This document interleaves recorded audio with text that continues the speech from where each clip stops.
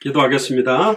주는 그리스도시요 살아계신 하나님의 아들이시나이다. 하나님, 오늘 창세기 14장을 통하여 롯을 구출한 아브라함을 축복한 지극히 높으신 하나님의 제사장 멜기세덱이라는 제목으로 하나님의 말씀을 대언합니다. 부활절을 넘어서서 창세기 14장을 통하여 2021년을 살아가는 저희들에게 주시는 하나님의 음성을 듣는 반드시 성취될 말씀을 확인하게 하시고 반드시 응답될 기도 제목을 확정케 하시며 반드시 열리게 될 생명운동, 말씀운동, 제자운동의 문을 볼 수 있는 영안을 열어 주옵소서. 감사드리며 승리하신 주 예수 그리스도 이름으로 기도드리옵나이다. 아멘. 오늘 제목이 롯을 구출한 아브라함을 축복한 지극히 높으신 하나님의 제사장 멜기세덱이라는 제목으로 하나님의 말씀을 대언하도록 하겠습니다. 1절부터 보시면요. 1절부터 16절까지는 롯을 구출하는 장면이 나옵니다. 그래서 특별히 세 각도로 오늘 메시지를 보시면 좋겠습니다. 내가 롯처럼 살고 있는 사람도 있을 것이고요. 아브라함처럼 살고 있는 사람도 있을 거고, 결국은 장차 살렘 왕 지극히 높으신 하나님의 제사장 멜기세덱의 사명을 받아서 살아가는 사람도 있을 겁니다. 그래서 오늘 여러분들이 내가 롯처럼 살고 있는 사람이냐, 아브라함처럼 살고 있는 사람이냐, 그리고 앞으로 더 한 발자국 나아가서 지극히 높은 하나님의 제사장 멜기세덱의 참된 제사장 직분, 만인 제사장 직분을 받아서 그 복음을 전하는 인생을 살 것인가, 거기에 대한 결단을 하게 되기를 주 여러분 축복합니다. 1절 2절에 보면요, 당시에 시날 왕 아므라벨과 엘라살 왕 아리옥과 엘람 왕 그돌라오멜과 고임 왕 디다리, 소돔 왕 베라와 고모라 왕 비르사와 아드마 왕 시납과 스보임 왕 세메벨과 벨라 곧 소알 왕과 싸우니라. 되게 어렵습니다. 이 이름들이, 그죠? 근데 이 지역에 보면 북방에 있는 네 나라가 있고 남방의 소돔성 주위에 5나라 왕들이 전쟁을 하고 있습니다. 우리 대한민국 같은 경우도 힘이 없을 때는 북한으로부터 또 일본으로부터 러시아로부터 중국으로부터 굉장히 영향력을 많이 받았지 않습니까? 역사적으로 굉장히 비슷한 역사를 갖고 있는 나라가 이스라엘입니다. 이스라엘도 나라를 잃어버리고 유대인들이 흩어져서 굉장히 어려움들을 많이 당했는데, 특히 이 시날이라는 지역은 바벨론의 수도 바벨과 아브라함의 원고향이었던 갈대아 우르 지역이 같이 붙어있는 지역입니다. 지금 오늘날 이라크 동부 지역입니다. 그리고 엘람은 페르시아만부터 카스피해까지 이르는 페르시아 지역, 오늘날 이란의 서부 지역을 말합니다. 그리고 엘라살과 고임은 그 주위에 있었을 건데 정확하게 어느 지역인지 지금 확인을 못하고 있습니다. 그러니까 역사적으로 지금 오늘 읽는 창세기 14장에 나오는 지역은 현대 우리가 살아가는 지형에서 일어났던 부분이라는 것이죠. 그리고 남방의 5개 나라가 염해 남부 지역에 있었던 것 같습니다. 제가 지도를 하나 첨부를 해드렸죠. 염해라고 말하는 건 지금 말하는 사해바다, 죽음의 바다라 그러죠. 저는 여기를 가보게 됐어요. 대학원 졸업여행으로 갔을 때 저희들이 이집트하고 이스라엘을 이렇게 순례를 하게 됐는데, 사해바다를 들어갔는데 소금 염분이 너무너무 높아가지고 그 가이드가 하는 가지 조심해라고 하더라고요. 상처가 있는 사람이 거기 들어가면 어마어마하게 따갑고 그 상처가 문제가 생기기 때문에 들어가지 말아야 되고, 수영을 하는데 얼굴을 바다에 집어넣어도 안 되고, 들어갔다가 나와가지고 손으로 눈을 이렇게 닦으면 안 된대요. 염분 농도가 너무 진해가지고. 그래 옛날에 우리가 그 수수께끼 할 때 바다에 누워가지고 신문을 볼 수 있는 지역이라 할 만큼 수영 안 해도 그냥 들어놓으면 몸이 그냥 뚝 떠버려요. 염분 농도가 굉장히 높아가지고. 그래서 저는 이 사해바다는 계속 그 물이 들어오는데 그 물은 빠져나가지 않고 증발하다 보니까 그렇고, 재미난 거는 이 사해바다는 분명히 육지 중앙에 있는데 어떻게 소금물일까? 한 가지 답밖에 없습니다. 노아 홍수 때 흘러갔던 물들이 여기 모여가지고 사실은 물이 증발하면서 계속 염분의 농도가 굉장히 높아진다라고 봐야 됩니다. 그래서 사실은 거의 물고기가 살 수 없는 지역이죠. 사해바다처럼 살아가는 사람들도 너무너무 많습니다. 특히 여기 보면 벨라, 곧 소알이라고 표현됐는데 벨라가 옛날 이름이고 소알이 모세가 창세기를 기록할 때 이름이 바뀐 것이 소알이라고 합니다. 거기 여러분들 지도에 이렇게 보시면 맨 밑에 사해바다, 제일 위에는 갈릴리 호수고요. 쭉 그 물이 흘러내려와서 염해 사해바다로 내려옵니다. 그 밑에 보면 고모라, 스보임, 소돔이 보면 사해바다 밑쪽 물 속에 있다고 보죠. 그러니까 완전히 멸망해버린 겁니다. 그리고 약간 밑에 땅이 소알 지역이 거기가 있습니다. 시딤 골짜기가. 지금 이스라엘의 위치적으로도 저기에 있죠. 저도 이스라엘까지 가보고 갈릴리 바다도 가보고 갈릴리 가나 거기에서 포도주 예수님이 만들었던 그 포도주 농장이 많은데 그것도 사가지고 저희 아버지한테 드린 것도 있는데 먹어보니까 굉장히 달아요. 굉장히 달더라고요. 어쨌든 3절 4절에 보니까 이들이 다 시딤 골짜기고 지금 염해에 모여있더라. 이들이 12년 동안 그돌라오메를 섬기다가 제13년에 배반을 하게 됩니다. 그래서 결국은 전쟁이 터지게 되거든요.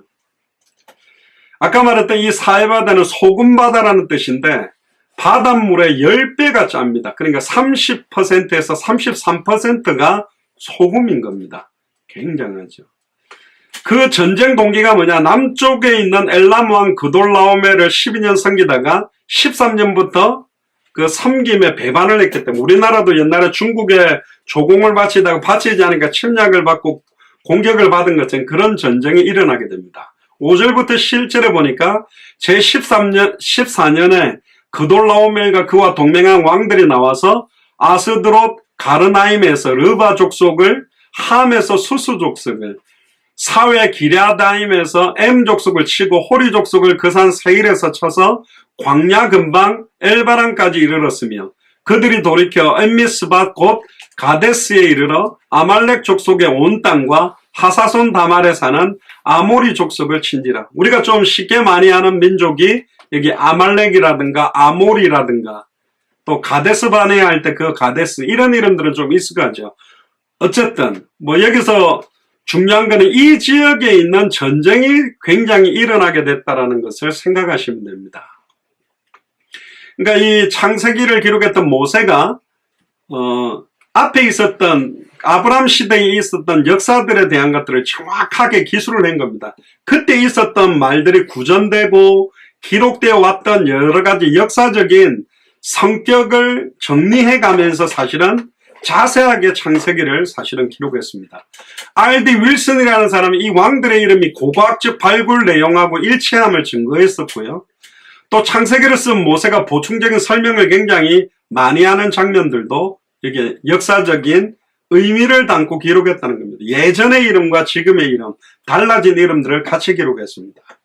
8절부터 12절까지도 보니까 소돔 왕과 고모라 왕과 아드마 왕과 스보임 왕과 벨라 곧 소알 왕이 나와서 시딤 골짜기에서 그들과 접전하였으니 곧 그 5 왕이 엘람 왕 그돌라오멜과 고임 왕 디달과 시날 왕 아므라벨과 엘라살 왕 아리옥 4왕과 교전하였더라. 뭐 어려운 말 나오니까 굉장히 어렵지만요.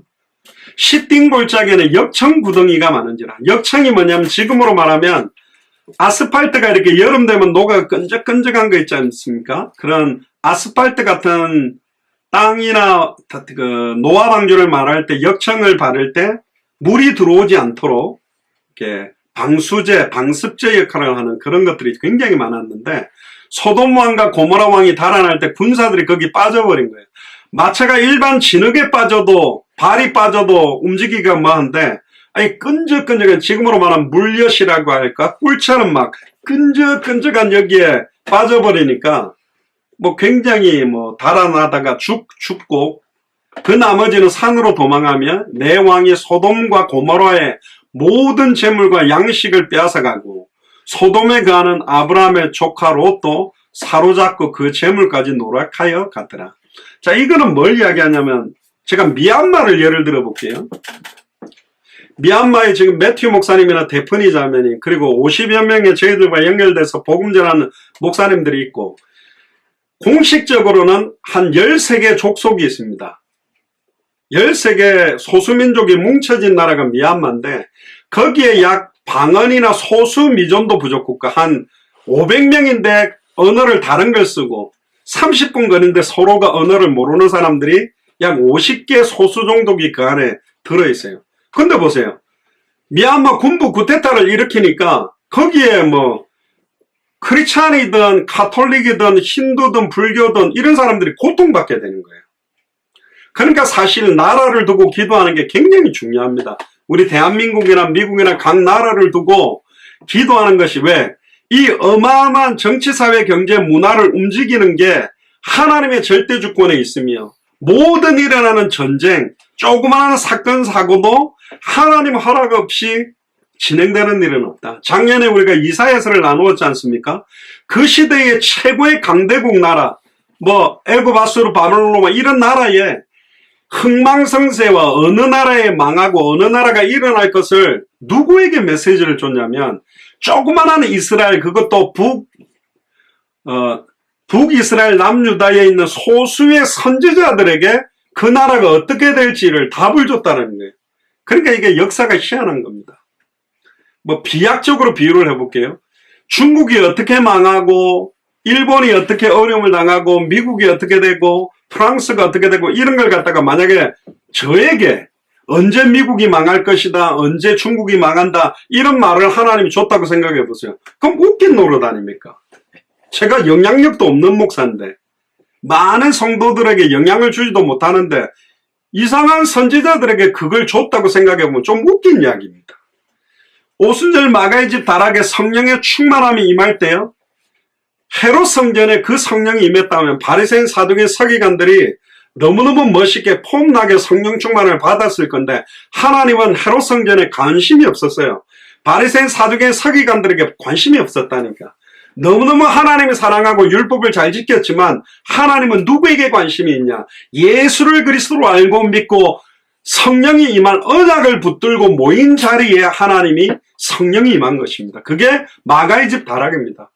만약에 카타콤 속에 있었다면 카타콤에 하나님의 성령이 임할 거예요. 그러니까 지금 여러분들이 집에 계신다 할지라도 또 뭐 안양센터에 있고 지금 우리 서울교에 있고 어느 곳이라도 정말로 마지막에 하나님이 주시는 그 말씀을 나의 언약으로 붙드는 사람을 통해 하나님은 성령이 역사하고 움직이신다는 겁니다.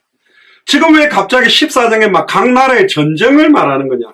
여기에 지금 소돔과 고모라에 가있던 사람이 누구냐? 롯이에요. 롯은 처음에는 육신적인 기준, 육신적인 판단과 결정을 해서 소돔과 고모라 땅으로 들어가게 된 겁니다. 하지만 롯도 하나님의 언약이 있는 사람이고 하나님이 그 롯을 통해서 하실 일들이 있다 보니까 이 전쟁 이야기가 사실은 나타나는 겁니다. 자, 13절에 보세요. 도망한 자가 와서 히브리 사람, 드디어 아브라함이 나옵니다. 아브라함에게 고하네. 왜 여기는 그냥 아브라함이 아니고 아브라함이냐? 아직 아브라함의 이름을 바꾸어 주지 않았어요. 왜 이름을 바꾸어 주는 시간표가 또 언제는 또 뒤에 나중에 봐야 될 거고요. 아브라함에게 고하니 때에 아브라함이 아모리 족속 마므레 상수리 숲을 근처에 거하였더라. 사실 마므레 상수리 숲은 영적으로도 역사적으로도 굉장히 중요한 의미가 있습니다. 마므레는 에스골의 형제여 또 아넬의 형제라. 이들은 아브라함과 동맹한 자이더라. 여기서 처음으로 히브리 사람이라는 말이 나옵니다. 헬라어로는 이브리 그런 말인데 이 말은 뭐냐면 에벨의 족속 또는 강 건너편에서 온 사람들, 그 강이란 말은 갈릴리 강으로부터 요단강이 흘러내려서 사해바다에 이르는 그 강 저편에서 왔다라는 의미로 이란 이라크 땅이 강 건너 오른편이기 때문에 그래서 이때부터 히브리 사람이라는 이름들, 명칭들이 나오게 된 겁니다. 14절에 16절에 보면 아브라함이 그 조카에 사로잡혔음을 듣고 그랬습니다. 아브라함이 들어보니까 내 조카가 지금 소돔과 고모라 땅에 가 있는데 지금 사로잡혀 있고 포로가 됐다는 말을 듣고 집에서 길리고 연습한 318명을 거느리고 단까지 쫓아갑니다. 그러니까 아브라함이 어느 정도로 하나님의 축복을 받았냐? 롯이 어느 정도로 소돔과 고모라 땅에서 축복받았는지는 모르겠지만 아브라함은 자기 집에서 어떤 면에서 용병, 군인들을 키웠다는 거예요. 여러분들 318명 군인이라면 이들의 아내를 치면 600명이 넘고 아들, 딸 한두 명씩 치면 1000명이 넘는 군인 가족을 갖다가 거느리고 연습시켰던 사람입니다. 특별한 군인들을 요즘 지금 한국에 무슨 강철 부대라고 제가 인터넷 검색하다가 제가 특전사 출신이니까 막 한국 군대 중에 특수부대 중에 어디게 써있냐 요즘 막 겨루는 그런 게 있더라고요. 뭐 UDT, SDT, 또 뭐 특전사 707, 또 뭐 SSU, 또 해병수색대, 뭐 이런 한 6개 팀들이랑 뭐 경쟁을 하는데 제가 선배로서 그거 보니까요 약간 도전이 되더라고요. 후배들이 나와가지고 저렇게 하는 거 보니까 막 응원도 되고 전부 다 자기 부대가 세계 최강이라 막 그러죠. 그런데 이런 318명 특별한 이 군인들을 갖다가 준비해 놓은 거예요. 그러니까 아브라함은 영적으로 무장한 것뿐만 아니라 육신적으로 그 시대를 살아가면서 싸울 수 있는 힘과 모든 것들을 준비하고 있었습니다. 단까지 쫓아가서 그 가신을 나누어 밤을 타서 그들을 쳐서 파고 전략이 있죠. 밤에 파고 들어가가지고. 여러분들 육군해군 공군 뭐 해병대가 있는데 요즘은 전면전은 일어나도요 빨리 이게 스탑이 되게 되겠어요. 양쪽에다 뭐 워낙 미사일이라든가 핵이 있기 때문에 어려워요. 그래서 요즘은 가장 많이 사용되는 것이 뭐냐면 소수 정예 팀들이 움직여서 어떤 특별한 일들을 하는 겁니다. 전에도 오사마 빈 라덴이라든가 미국의 네이비 시엘 팀들이 들어가가지고 그 사람만 딱 잡아 나오잖아요. 사담 후세인을 잡아오고 죽이는 것도 사실은 그거는 막 탱크 밀고 가고 막 폭격기에 미사일을 쏴가지고 할 수 있는 게 아니라 어마어마한 정보를 가지고 이 사담 후세인이나 빈 라덴이 어디 있느냐 그걸 막 몇 달 동안 인공위성을 가지고 추적을 하고 해가지고 소수 정예팀들이 딱 들어가 그 사람만 딱 죽이고 잡아가지고 빠져나오는 거예요. 그러니까 물론 대형 교회에 좋은 역할들도 있습니다. 큰 교회가 힘있게 해야 될 일도 있고 근데 우리 교회는 사이즈 자체도 작고 그러니까 우리는 소수 정예로 가야 된다. 그래서 한 명이 저도 그 군대에서는 일기당천 그러거든요. 한 명이 1000명을 상대한다. 말이 안 되죠. 또 뭐 일당백 이런 말 쓰는데 어떻게 군인 한 명이 1000명하고 싸웁니까? 그 말이 아니라 저희들은 전쟁이 터지면 저 후방으로 들어가가지고 거기를 교란시키는 거예요. 간첩 한 명이 나오면 군인들, 경찰들 막 수천 명이 동원되듯이 전면전이 벌어지고 있을 때 저희들이 막 미사일 기지를 무너뜨리거나 보급로를 무너뜨리거나 전기 공급하고 있는 발전소를 깨뜨리거나 지나다니는 다리들을 갖다 무너뜨리거나 미국 같은 경우 금방 맨하탄 같은 경우는 금방 무기력화 시킬 수 있어요. 몇 개만 딱 건드리면 돼요. 물 먹는 수돗물에다가 뭐 독약을 타거나 다리 링컨 터널 같은 거 깨뜨리거나 또 조지 워싱턴 브리지 같은 거 이렇게 무너뜨리게 만들면 완전히 무방비 상태가 되게 만들거든요. 그러니까 소수 인원을 가지고도 어마어마하게 큰 영향력을 줄 수 있는 일들을 할 수 있다. 그래서 우리 예수사랑교회는 어차피 우리는 큰 교회로 갈 수 있는 힘들이 부족하니까 소수 정예로 뭐 여러분들이 저를 어떻게 생각하는지 몰라도 저 군생활 좀 잘했습니다. 잠깐 제 이야기 1분만 하면 저희 특전 11공수 특전 여단에서 주특기가 5개가 있어요. 그 여단에서 이 각 주특기별 한 명씩 뽑는 게 있었는데 제가 거기서 특전 화기로 1등을 했었습니다. 그래가지고 여단에 이렇게 사진이 붙었는데 뭐 요즘 강철 부대에 나도 그때 잘 나갈 때 나갔으면 좀 한번 해볼 거 아닌가 뭐 아직도 군인 정신이 남아있는지는 몰라도 그때 제가 좀 살 좀 빠지지 않았습니까? 회개해야 되겠다. 너무 뱃살도 찌고 당대 세계봉 해야 되는데 하여튼 운동을 좀 해야 되겠다 뭐 이런 것도 해봅니다만 어쨌든 아브라함이 318명의 특별한 군인들을 딱 데리고 가세요. 밤을 딱 타가지고 완전히 급습을 하게 됩니다. 그래서 다메섹 좌편 호바까지 쫓아가서 모든 뺏겼던 재물과 자기 조카 롯과 그 재물과 또 부녀와 인민을 다 찾아온 거예요. 그러니까 이게 엄청난 작전을 한 겁니다. 그 빼앗겼던 재물, 조카 롯, 그 재물, 부녀, 잡혀있는 포로들을 전부 다 찾아온 거예요. 대단한 작전을 한 거죠. 그러니까 아브라함 자체는 평상시에 자기 방어를 위해서 굉장한 일들을 했던 것 같습니다. 특히 이제 여기에서 좀 중요한 의미는 뭐냐면, 왜 아브라함 이야기를 하면서 이런 막 전쟁 이야기들을 역사적으로 기록하느냐.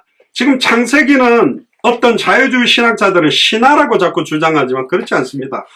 예수님이 직접 이야기했어요. 누가복음 24장 27절 47절에 모세와 선지자들의 글과 시편이 나에 대한 기록이다. 사실은 창세기가 신화가 되어버리면 가장 좋아하는 존재는 사탄입니다.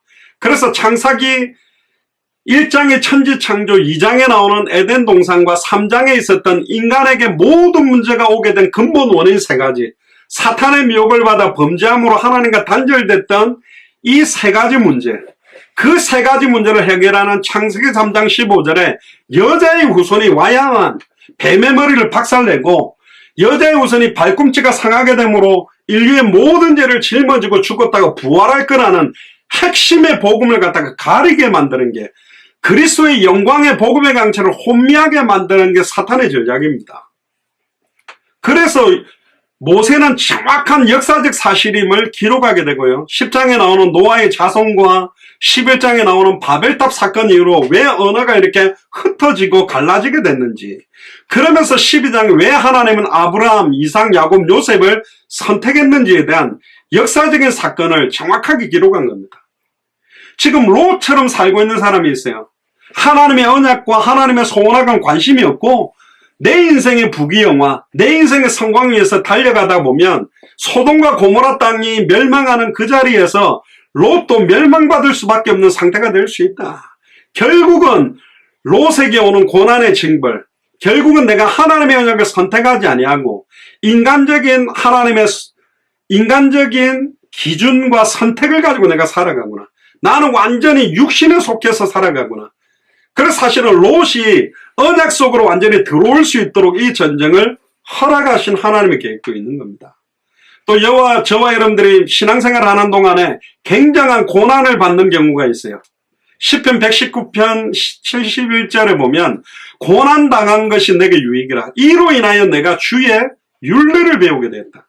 여러분들 고난받는 게 유익하다고 생각하는 사람 있습니까? 막 하나님께 원망하잖아요. 아니에요. 이 고난을 계속 당하다 보면 이것 때문에 내가 나 자신을 부인하게 되고 겸손하게 되고 오직 하나님의 주권과 능력을 의지하는 쪽으로 가게 된다는 겁니다. 예전에 텔레비전에 뭐 생활의 달인인지 세상에 이런 일인지 나왔는데 어떤 아저씨인데 주먹이, 왼손 주먹은 조그만한데 오른손 주먹이 이만한 거예요. 이분은 주먹 가지고 뭐든지 계속 다 두들겨 깨는 거예요.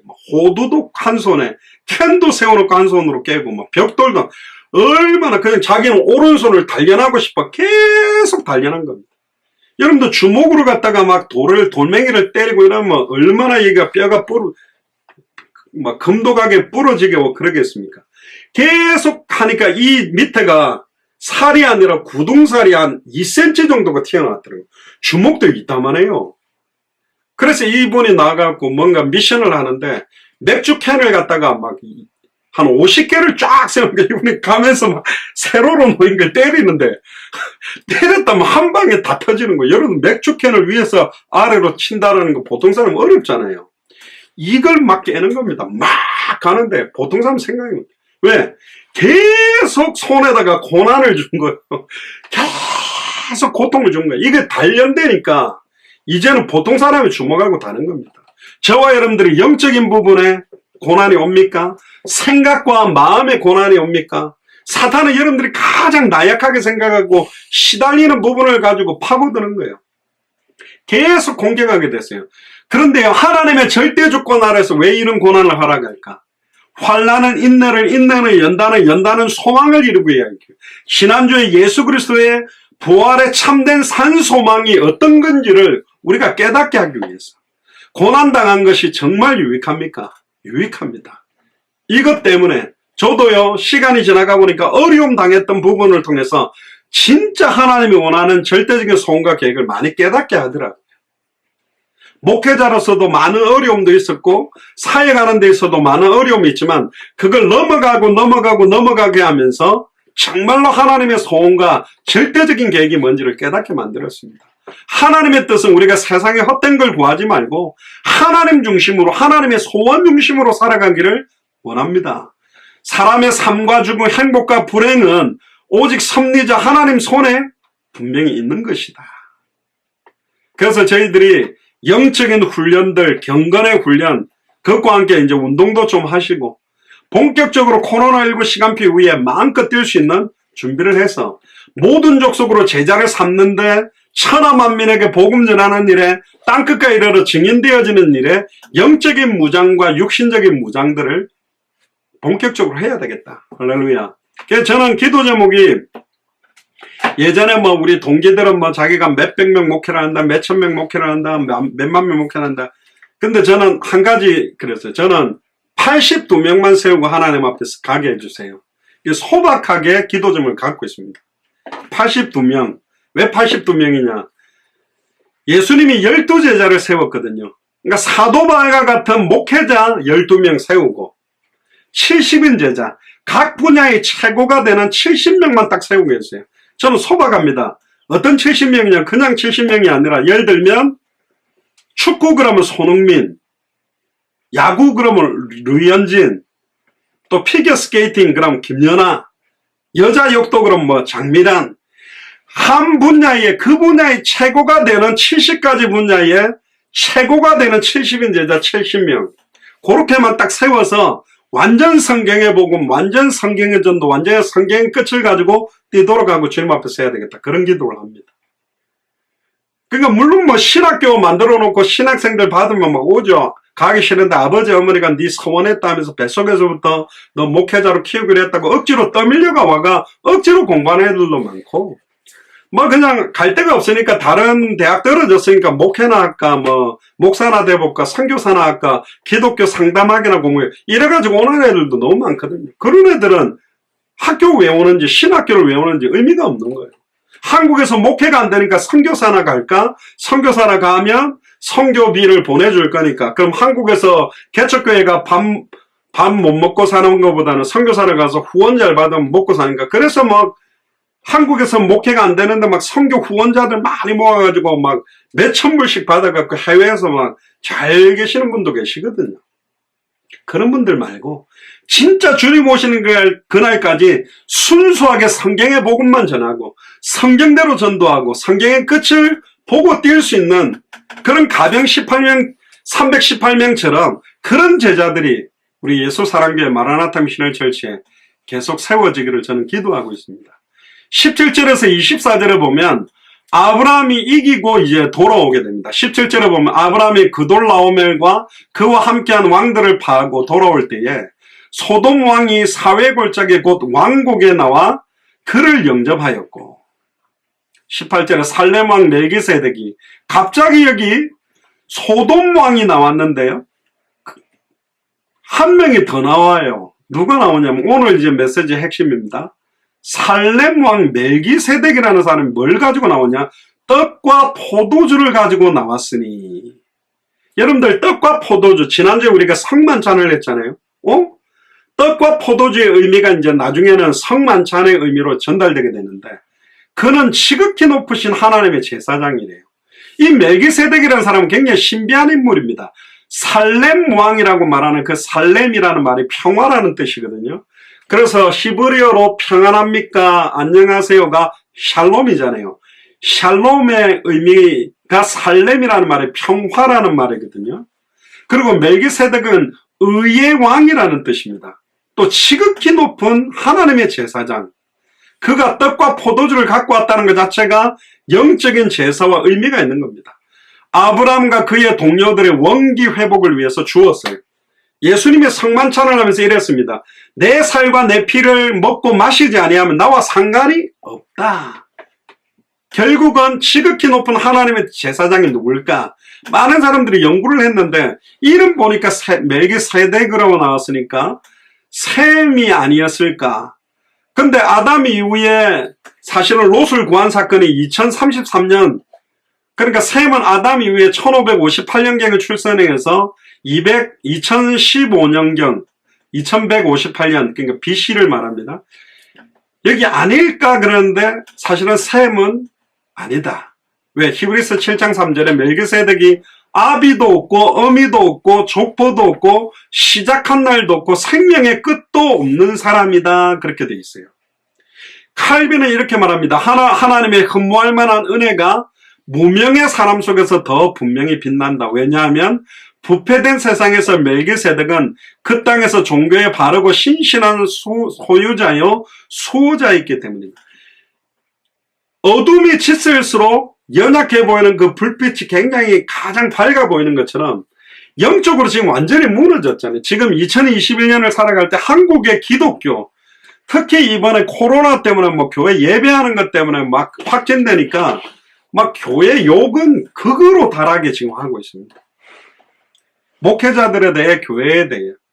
꼭 보면 막 교회 이상한 이단들도 사이비들도 아까 이걸 확진시키다 보니까 교회 다닌다 그러면 아예 무슨 뭐 이상하게 쳐다보죠. 그런데 10명의 황제가 핍박할 때도 사실은 네로 황제가 카타콤에 숨어서 성만 잔식을 하는 크리스찬들을 통해 저들이 지하 동물 무덤에 들어가 시체를 꺼내갖고 시체 살을 뜯어먹고 피를 빨아먹는다고 다 죽여라 그래서 사실은 카타콤에 있던 크리스찬들이 10명의 로마 황제에 의해서 어마어마하게 사실은 도륙당했습니다. 굉장히 많이 죽었고 저는 이탈리아 사역 갔을 때 카타콤에 들어가 봤거든요. 카타콤이 굉장히 많은데 어디는 막아놨어요. 완전 미로처럼 됐기 때문에 잘못 들어갔다가 못 빠져나오는 경우도 굉장히 많은데 야, 이 안에서 태어나서 이 안에서 살다가 이 안에서 죽은 애들도 있었습니다. 근데 그들은 너무너무 행복했다고 말해요. 이 믿음 지키고 지하 동굴 무덤에서 사는 것도 기뻤고 AD 313년에 콘스탄틴 황제가 로마의 국교를 기독교를 공인했을 때 카타콤 안에 있는 크리스찬들을 나오라 그랬는데 못 나왔습니다. 대부분. 왜? 너무 어두운 데서 오랫동안 살았기 때문에 빛을 보는 순간 실명도 될 수 있고 어려웠기 때문에 그대로 살다가 죽은 사람들도 있었다고 말합니다. 또 매튜 풀도 그런 말을 합니다. 그 당시에 하나님께서는 심지어 최악의 장소들과 나라들 가운데서도 그의 남은 자들을 여기저기 흩어두셨다. 그렇습니다. 200개 나라마다 아무리 쿠데타가 일어나고 아무리 힌두교, 아무리 모슬렘, 아무리 불교 나라라 할지라도 진짜 예수가 그리스도라면 이 복음을 들었을 때 자기 생명을 걸고 이 복음을 받을 사람들이 있다. 그래서 선한 목자의 양들이 양우리에 들어오지 못한 양들이 있다. 그들에게 선한 목자의 음성을 들려주면 찾을 수 있다 그랬거든요. 옛날 이스라엘 때는 여러 사람들이 양을 키우기는 그러니까 로테이션으로 한 명씩 여러 사람들의 양들을 모아서 키웠다고 합니다. 근데 양의 특징이 뭐냐? 눈은 어둡지만 귀가 밝대요. 자기 주인의 목소리를 들으면 이리 온대요. 어떤 야 일로 와라 그러면 그 소리 듣고 양이 쫄쫄쫄 주인 따라가고 야 일로 와라 그러면 쫄쫄쫄 야 일로 와라 그러면 일로 따라가고 양들이 특이한 게요. 주인 목소리를 듣고 쫄쫄쫄쫄 다 따라가서 자기 우리로 다 데려간답니다. 예수님이 엘리야라고 말하는 목자들도 있을 거고 예수님이 예레미야라고 말하는 사람도 있을 거고 예수님이 세례요한이라고 말할 사람도 있을 거고 예수님이 선지자 중에 하나라고 말하는 사람들이 있는데 예수님이 왜 그리스도이신지를 정확하게 선포하는 그 음성을 듣고 따라오는 사람들은 선한 목자의 양이다. 그래서 200개 나라와 2000개가 넘는 미존도 부족 국가에 창세전에 영세전에 하나님이 당대 세계공화를 위해서 남겨둔 사람 찾기가 얼마나 쉽냐. 예수가 그리스도는 원세계 복음만 그냥 말하는 겁니다. 딴소리 하지 말고 우리랑 같이 세계복음하면 후원해줄게. 우리랑 같이 세계복음하면 한국으로 불러줄게. 미국으로 불러줄게. 영주권 내줄게. 요런 조건 하는 순간 싹군 목자들이 거짓 선지자들이 모여들게 돼 있어요. 그런 사람들 바글바글 모였는데 오지 말라고 하기도 어렵잖아요. 계속 처음부터 끝까지 복음만 말하면 그것도 자비량 해라고 말하면 누가 하겠습니까? 자기 돈 내고 자기 경비 들여가 가가지고 자기가 사회가고 사례도 안 받고 그냥 온다? 사례 준다고 해도 안 갈 건데. 그래서 사실은 진짜 자비량으로 뛸 수 있는 사람이라면 진짜 우리가 찾고 있는 그 12사도처럼 정말로 70인 제자와 같은 그런 사람들을 찾을 수 있는 거예요. 많이 안 나와도 됩니다. 원래 성경에 많이 있다고 안 돼 있어요. 소수로 할지라도 그 값어치가 인정받아야 되거든요. 김연아 선수가 우리나라에 나온 거에 대해서 일본에 있는 빙상 연맹 사람들이 의아해한다는 거예요. 제대로 된 피겨 스케이팅 연습할 때도 없고 키우는데도 별로 없는데 몇백 배 차이가 나는 것이 일본인데 처음부터 막 그렇게 키웠는데, 아사다마오 같은 경우는 일부러 전략을 써가지고 그렇게 키웠는데 어떻게 저렇게 월등하냐. 그렇습니다. 그게 너무너무 멋있는 거예요. 19절에 보세요. 그가 아브라함에게 축복하여 가로되 천지의 주제시여 지극히 높으신 하나님이여 아브라함에게 복을 주옵소서. 이 살렘 왕 멜기세덱이 나와가지고 이 아브라함에게 축복을 하기를 시작합니다. 그 핵심을 보면 첫 번째로 멜기세덱은 하나님을 누구라고 표현하냐면 천지의 주제다. 주제라는 말은 창조자이면서 소유자다. 하나님은 하늘과 땅 우주 만물을 창조했고 소유한 분이라는 하나님의 절대 주권에 대한 이야기를 하고, 두 번째 멜기세덱은 하나님을 지극히 높은 하나님이다. 시편에도요 지극히 높은 하나님 지존자라는 말이 21번, 다니엘서에도 14번이나 나옵니다. 그러니까 하나님의 지혜와 능력은 지극히 탁월하다니까요. 여러분들 월급을 주는 직장에서 막 상사들에게 사장들에게 충성봉사하지 않습니까? 당연한 겁니다. 돈을 주기 때문에. 충성봉사 안 하면 잘라버리니까. 근데 재미난 거는 그런 직장이요, 더 좋은 연봉, 더 좋은 자리를 준다면 LA 하면서 탁 쳐버리고 그냥 가버립니다. 주와 복음을 위해서 지난 수요일날 말씀드린 예수를 그리스도로 증언하는 이 일에 있어서는 우리의 생명을 걸고 순교를 각오하고 뛰어야 되는데, 이게 돈을 준다고 할 수 있는 일도 아니에요. 내 생명을 걸어도 후회함이 없는 일, 나의 달려갈 길과 주 예수께 받은 사명, 이 은혜의 복음 증언하는 일을 마치려면 내 생명을 걸어도 후회함이 없는 걸 정말로 깨닫고 누린 사람만 그렇게 살 수 있는 거예요. 너무너무 바보 같잖아요. 왜 바보같이 저렇게 살지? 왜 세상에 재밌는 쾌락들도 많은데 왜 바보같이 맨날 저라고 살고 있지? 막 카톡방에 정식기도 하면 이거 뭐 하는 짓이지? 정식기도면 정식기도지, 하면은 왜 쓰지? 왜 정식기도 하면 여러분들 주무실 때 제가 정식기도 하면, 제가 자고 있을 때 여러분들이 정식기도 하면 계속 24시간 왜 저라고 있지? 왜 또 지금 막 기도 좀 가지고 기도하고 있지 않습니까? 무슨 200개 나라 2000개가 넘는 미존도 부족국가예요. 지금 코로나로 국경 다 막혀서 못 가고 있는데, 우리에게 주신 이 언약은 우리가 만든 게 아닙니다. 하나님이 창세전에 영세전에 계획했고 하나님이 이걸 진행하고 있고 하나님이 이걸 완성할 걸 우리는 믿고 있기 때문에 붙들고 있다는 거예요. 이렇게 붙들고 있는 사람이 많지 않아요. 솔직히 제가 50년 넘게 신앙생활을 했는데 정말로 크리스찬들하고 대화해보면 관심사가 아예 따로 있고 뭘 위해 살아가는지도 너무너무 선명하게 나타난다니까요. 미국 같은 경우도 주와 복음을 위해서 뛰는 선교사들도 있겠지만 대부분의 교회가 그냥 주일날 어릴 때부터 크리스찬 문화니까 그냥 왔다 갔다 하고 있는 사람들이 너무 많다. 세 번째로 멜기세덱은 하나님을 누구라고 했냐? 복을 주시는 하나님으로 말했다.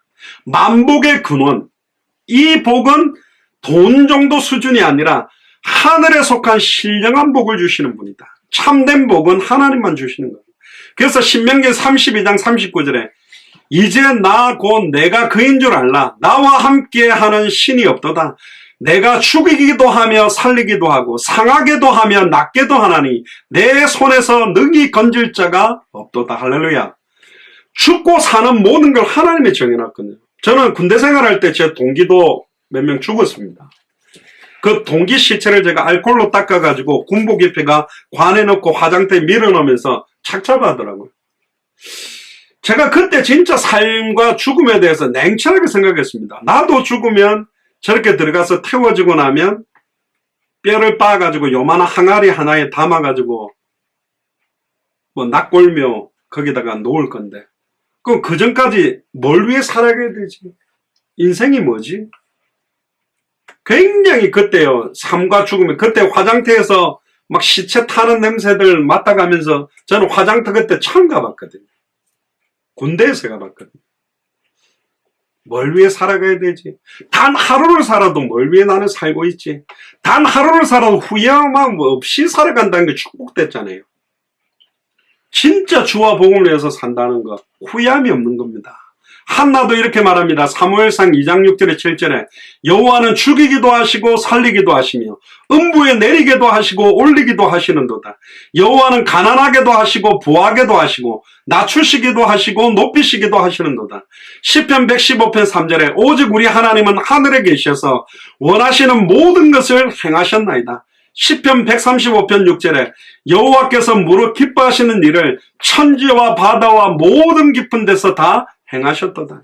특히 민수기 6장 24절에 26절에 여호와는 내게 복을 주시고 너를 지키시기를 원하며 여호와는 그 얼굴로 내게 비추사 은혜 베푸시기를 원하시며 여호와는 그 얼굴을 내게로 향하여 드사 평강 주시기를 원한다. 근데 이 평강이라는 것은 만사형통적인 평강이라기보다는 사망의 음침한 골짜기를 다닐지라도 누릴 수 있는 평안함을 말합니다. 시편 1편에 악을 떠나고 하나님의 말씀을 주야로 묵상하는 자가 복되다 그랬습니다. 진짜 하나님의 말씀을 주야로 묵상하는 자가 정말 복된 사람이에요. 로마서 1장 7절에도 사도 바울이 뭐라고 이야기하냐, 성도들에게 항상 하나님과 주 예수 그리스도께로부터 오는 은혜와 평강이 넘쳐나기를 원한다. 오늘 그 은혜가 저와 여러분들에게 임하게 되기를 주님 축복합니다. 특히 20절에 너희의 대적을 네 손에 붙이신 지극히 높으신 하나님을 찬송할지로다 하며 아브라함이 그 얻은 것의 10분의 1을 멜기세덱에 주었더라. 이때 우리가 그 알고 있는 11조라는 것이 처음에 나옵니다.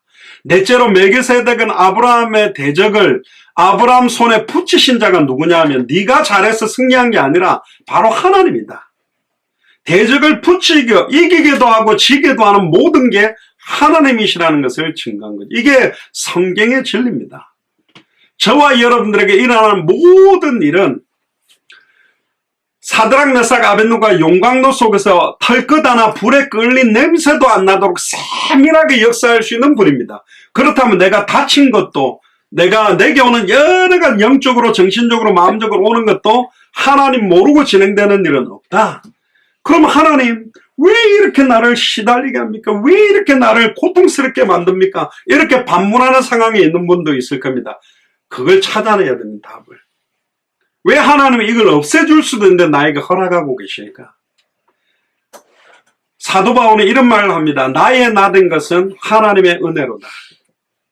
내가 이렇게 생긴 거, 내가 능력이 없는 거, 내가 돈이 없는 거, 내가 무능한 거, 내가 힘이 없는 것, 하나님은 신명막측한 계획들을 우리에게 갖고 있다고 말합니다. 돈 많고 잘 나가는 재벌로 살면 행복하냐? 그렇지 않아요. 돈 없이 어려운 가운데 있으면 무조건 저주받은 거고 망하는 것이야. 그렇지 않다니까요. 그 가운데서 예수가 그리스도는 이 복음을 가지고 하신 하나님의 크고 은밀한 일들이 있다는 겁니다. 다섯 번째로 멜기세덱은 하나님을 찬송받으실 하나님이라고 이야기합니다. 이사야 43장 7절 21절에 보면 물은 내 이름으로 일컫는 자 곧 내가 내 영광을 위하여 창조한 자를 오게 하라. 그들을 내가 지었고 만들었느니라. 이 백성은 내가 나를 위하여 지었나니 나의 찬송을 부르게 하리 함이라. 우리가 하나님의 인간의 첫 번째 존재 목적이 뭐냐? 여호와를 즐거워하고 그를 영화롭게 하고 찬송을 부르게 하리 합니다. 저희 교회 같은 경우도 찬양을 많이 합니다만은 목소리가 아름답지 못해도 저는 기타 배운 적이 없어요. 기타 실력이 부족해도 하나님이 정말로 전심으로 찬양하고 그의 이름을 높이는 찬송받기를 원한다. 아브라함은 멜기세덱에게 자기가 얻었던 것의 모든 것의 10분의 1을 드리는 장면이 나옵니다. 그건 뭐냐? 모든 것들이 하나님의 은혜로 진행됐다라는 것의 믿음의 표현입니다. 많은 목사님들은 이걸 가지고 이제 막 11조 설교를 해서 10분의 1 잘 내야 된다. 그런 포커스를 이야기하는데 여기서 말하는 포커스는 11조가 아니고요. 아브라함이 그 전쟁에서 이기게 하신 하나님의 절대적인 주권에 대한 표현을 한 겁니다. 과부의 두렙돈을 예수님은 귀하게 생각하지 어마어마한 거액을 갖다가 교회에다가 덜커덕 내는 걸 기쁘게 생각하는 게 아니다. 거액도 막 중심을 다해서 했다는 기쁘게 하겠지만 대부분 보면 의미를 모르고 헌금하다가 망하는 사람도 있습니다. 그게 아나니아 삽비라라니까. 작은 금액이냐 큰 금액 액수가 중요한 게 나는 왜 오늘 예물을 드리지? 왜 헌금하지? 그 영혼과 생각과 마음의 중심을 드리는 게 너무너무 중요하다. 멜기세덱을 조금 더 보면요. 그러면 왜 갑자기 여기에 멜기세덱이 등장하느냐? 메시아 때문에 그렇습니다. 그리스도의 직분 때문에 그래요. 원래 그리스도는, 예수님은 유다 자손입니다. 유다 자손은 제사장이 될 수가 없어요. 이스라엘 민족의 생각으로는 레위 자손 지파가 제사장이 되거든. 예수님이 선지자인 거는 이해하겠어. 왕이 된다는 것도 이해하겠어. 그런데 제사장은 될 수가 없잖아. 제사장은 제사를 잘한다고 되는 게 아니라 혈통적으로 되어야 되는데, 그래서 하나님은요, 이 혈통적인 걸 해결하기 위하여 등장시킨 인물이 바로 오늘 장면에 나오는 멜기세덱입니다. 레위는 누굽니까? 레위의 아버지, 12지파의 아버지가 야곱입니다. 야곱의 아버지가 이삭입니다. 이삭의 아버지가 아브라함이요. 그러면 레위 지파가 만들어지기 전에 아버지, 할아버지, 증조 할아버지가 11조를 바친 제사장이 딱 등장한 거예요. 그래서 예수님은 레위 지파의 반차를 따라서 제사장이 되는 분이 아니라 아브라함과 다윗의 자손 예수 그리스도의 세계인데, 그 아브라함의 11조를 받았던 제사장 멜기세덱의 반차를 쫓아서 제사장이 되는 분이 누구냐? 바로 예수님입니다. 그걸 설명하기 위해서 오늘 이 장면에 멜기세덱을 등장시킨 거예요. 히브리서 7장 1절에 3절에 보면 이 멜기세덱은 살렘 왕이요 지극히 높으신 하나님의 제사장이라. 여러 임금을 쳐서 죽이고 돌아오는 아브라함을 만나 복을 빈 자라. 아브라함이 일체 10분의 1을 그에게 나눠주니라. 그 이름을 번역한즉 첫째 의의 왕이요 아비도 없고 어미도 없고 족보도 없고 시작한 날도 없고 생명의 끝도 없어 하나님의 아들과 방불하여 항상 제사장으로 있느라. 하나님의 아들과 방불하여 항상 있는 제사장, 참된 제사장 예수 그리스도의 그림자 역할을 한 사람이 바로 멜기세덱입니다. 그가 예수 그리스도의 참된 제사장직의 모형이었다고 말할 수가 있는 거죠. 특히 히브리서 7장 10절에 28절에도 보면 이는 멜기세덱이 아브라함을 만날 때에 레위는 아직 자기 조상의 허리에 있었다. 아브라함이 아직 허리에서 씨로 나오지도 않은 때였다. 이걸 강조하는 게 뭐냐? 히브리서는 히브리인들에게 말하는 거죠. 예수님이 제사장이 안 된다고 유다지파라서 no. 예수님은 구약 성경의 창세기에 나오는 멜기세덱의 반차를 따라서 참된 제사장이 된 분이다. 그러니까 이들이 인정할 수밖에 없는 거예요. 레위 지파 위에 아브라함이 11조를 바쳤던 제사장은 유일한 분이기 때문에, 또 레위 계통의 제사장 직분으로 말미암아 온전함을 얻을 수 있었으며 어찌 아론의 반차를 쫓지 않고 멜기세덱의 반차를 쫓는 별다른 한 제사장을 설 필요가 있냐.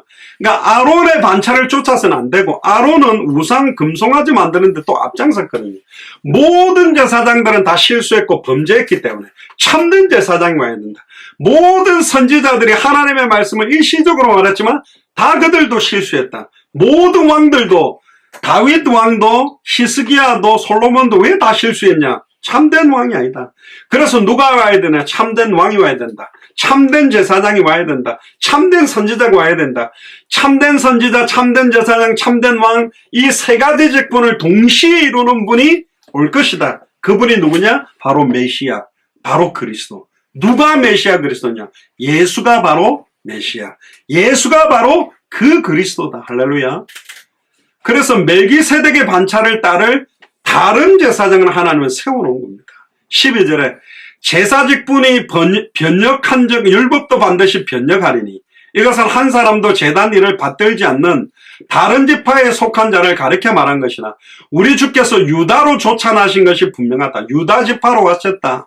이 지파는 모세가 제사장들에 관하여 말한 것이 하나도 없다. 그러니까 유다 지파는, 유다 자손은 제사장이 될 수가 없다. 그런데 멜기세덱과 같은 별다른이라는 말은 여기 표현이 이상한데 특별한 또 다르게 세운 한 제사장이 일어난 것을 보니 더욱 분명하다. 예수님은 멜기세덱의 반차를 따랐구나. 그는 육체에 상관된 계명의 법을 좇지 아니하고 오직 무궁한 생명의 능력으로 쫓아낸 것이니 증거하기를 네가 영원한 멜기세덱의 반차를 좇는 제사장이라 하였도다.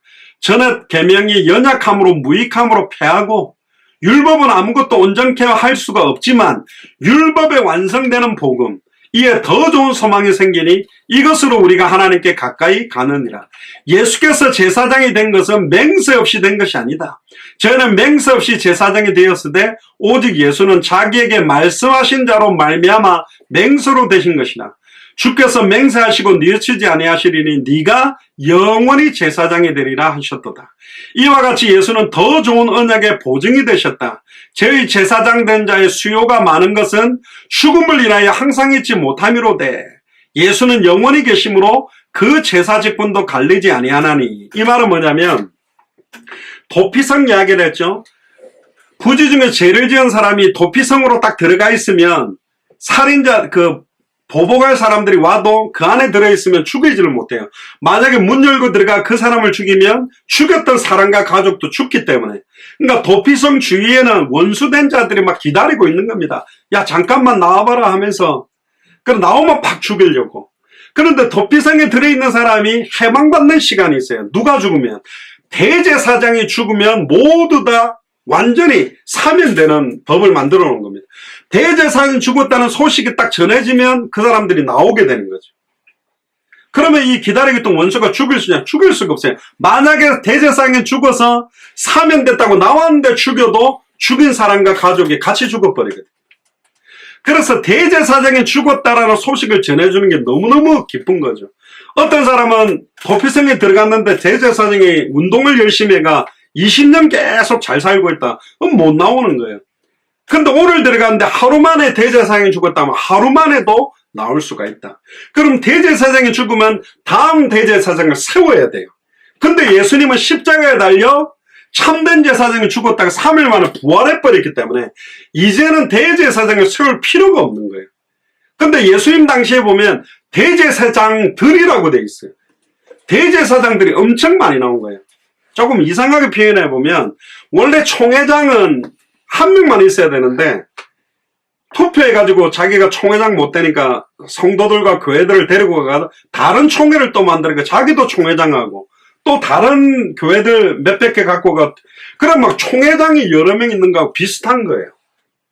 그러니까 사람들은 그들은 죽으면 또 다른 제사장 계속 세우지만 이미 예수님이 참된 제사장은 죽었다가 부활해서 예수님은 죽지 않고 육체를 가지고 영원히 있기 때문에 이제는 대제사장 직분 없어져 버렸어요. 참된 왕 직분도 없어져 버렸어요. 참된 제사장도 없어져 버렸어요. 그리스도로 끝났고 그 예수님을 나의 그리스도로 영접한 자는 이제는 만인 선지자 직분, 만인 제사장 직분, 만인 왕 직분을 받게 되는 겁니다. 구약시대 때는 특별한 선지자, 제사장, 왕을 세웠지만 전부 실수하고 범죄하는 걸 보고는 오직 성령이 임하면 요엘서 2장 28절에 말세 때는 내가 모든 육체에다가 성령을 물붓듯이 하여 남종이나 여종이나 어린아이나 늙은이나 천하고 멸시당하고 가진 것 없고 부족한 자들이라 할지라도 예수가 교사는 이 복음으로 정말 온전하게 변화되기 시작한다면 그들을 사용해서 모든 족속 천하 만민 땅끝을 살리겠다. 그게 바로 여기와 연결되는 하나님의 계획인 거예요. 21절을 보세요. 소돔 왕이 아브라함에게 이르되 사람은 내게 보내고 물품은 네가 취해라. 사실은 자기가 빼앗긴 재물도 달라 하기는 뭐하고 사람만 보내달라는데 아브라함 뭐라고 대답하냐. 22절에 23절. 이게 이제 어떤 세상적인 말로 표현하면 깡패들이 그러잖아요. 우리가 돈이 없지 가오가 없냐 이러면서 가오. 옛날에 우리 선비들도 보면 먹을 게 없지만 물 마시고는 이쑤시면서 고기 먹은 것처럼 체면 문화라는 게 있는데 여기는 그런 문화가 아니라 내가 하나님을 믿고 여호와 하나님의 축복받고 언약을 가지고 있는 사람으로서 불신자들의 재물을 받아가지고 내가 불신자들의 재물을 받아서 부자가 됐다? 그런 소리 듣기 싫다. 완전히 구별되게 산 거예요. 이게 어떤 면에서 영적인 멋입니다. 옆 사람한테 이야기하세요. 영적인 멋을 가집시다. 시작. 영적인 멋을 가집시다. 어쨌든지 직분을 이용해갖고 힘을 이용해가지고 막 돈을 뒷돈을 받고 막 뭘 해주고 뭐고 요즘 너무 변질되잖아요. 아브라함 어떤 정도냐. 아브라함이 소돔왕에게 이르되 천지의 주제시요 지극히 높으신 하나님 여호와께 내가 손을 들어 맹세하노니 네 말이 내가 아브라함으로 치북해 부자가 되게 하였다 할까 하여 네게 속한 것은 물은 물론 한 실이라도 신들매라도 내가 취하지 않겠다. 네가 준다라고 말한 건 나는 아무것도 받지 않겠다. 왜 그렇습니까?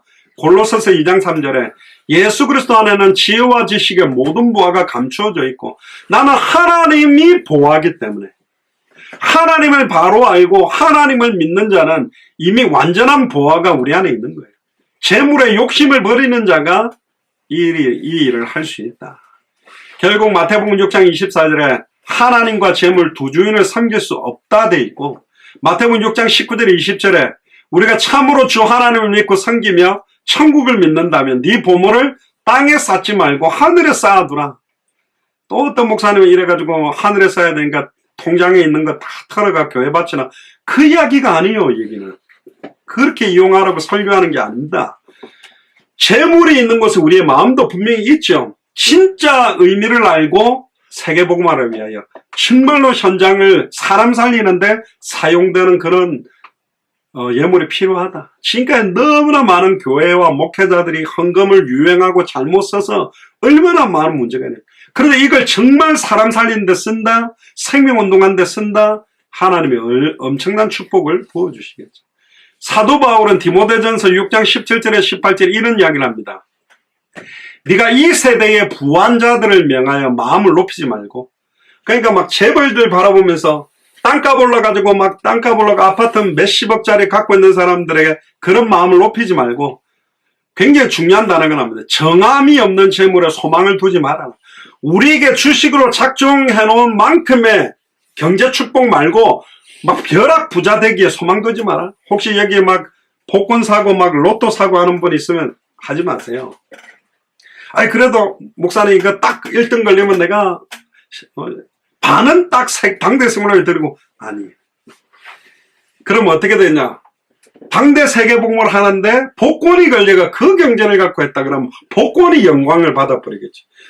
아브라함이 그 말을 하는 겁니다. 혹시 내가 엄청난 축복 받았을 때 소돔 왕이 준 재물을 미천으로 해서 부자 됐다는 소리를 그 친구가 할까봐 아예 네가 안 받아.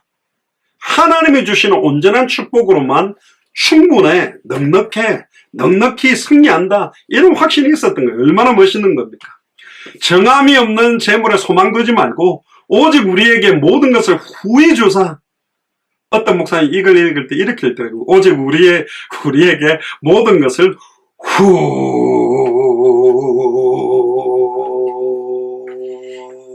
후히 주사. 얼마나 받고 싶은지. 돈을 좋아하시구나 그런 느낌이 오거든. 그렇게 읽지면 그냥 후히 주사.